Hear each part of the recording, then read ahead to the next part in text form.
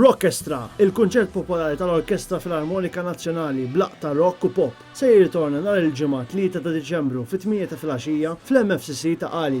It-tema magħżula din is-sena hija Times Like These, hekk kif dawn huma żminijiet partikolari u xejn feliċi, kemm għall-pazjenti li jrikorru għall-għajnuna tal-Community Chest Fund kif ukoll għall-industrija mużikali u tad-divertiment. Tant li wara pawża ta' sena kawża tal-pandemija, l-orkestra fl-aħħar se jirritorna bis-sem tal-Orkestra Filarmonika Nazzjonali taħt id-direzzjoni ta' Sigmund Mifsud u għatt artisti lokali.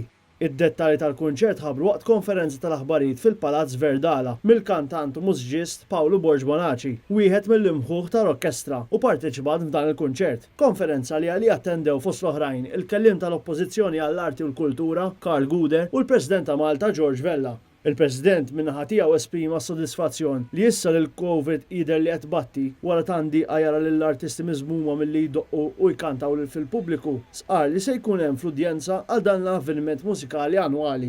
Ħajkun hemm event li ħed igost bih in-nies, jiena nappella lil kulħadd żgħażagħ u anki kbar li huma interessati li huma ħobbu dar ġenru ta' mużika biex ikunu hemmhekk magħna għal ġiex raġunijiet kif qalu diġà. Waħda minnhom biex huma jieħdu gost b'dal-event li m'għandix dubju ħajkun ta' livell kien semmu biss li jkun hemm l-Orkestra Nazzjonali diġà biżżejjed apparti l-kantanti u kull min se jkun hemmhekk bħala sorpriżi, però apparti dak ukoll jafu li jkunu din anki jikkontribwixxu għal Malta Community Chest Fund. Il-President kellem ukoll dwar l-għajnuna li qed tagħti l-Community Chest Fund kif ukoll laqda li jġib avveniment bħal dan. Kulħadd jaf għall-arsqat kemm wieħed jista' jiġi daru mal-ħajt jekk jiġu milqut b'ċertu mart li jkollu bil-fons jirrikorri għaliha u allura biex noqgħod intawwal fuq dal-punt hija ċara li wieħed jaf li dan huma flus li sejrin għal kawża ġusta. F'każi bħal dawn niġu flimkien, ninaqdu flimkien ħalli nagħtu l-messaġġ. U dan huwa wieħed mill-messaġġi li nixtieq ċekknu id-differenzi li hemm bejnietna.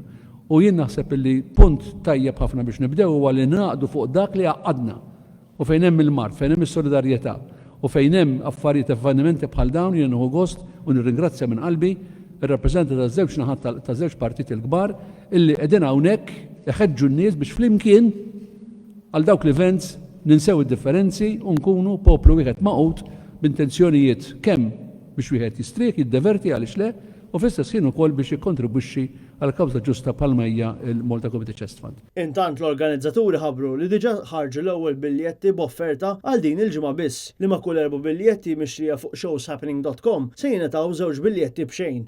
Il-miżuri preventivi kontra l-pandemija se jiġu osservati b'udjenza bil-qeda biss li trid tkun imlaqma kompletament u mqasma f'clusters ta' 500 persuna. Bl-organizzaturi appellaw lil pubbliku sabiex jagħmlu carpooling biex jassu ta' Qali ħalli anke jitnaqqas it-tniġġis ambjentali.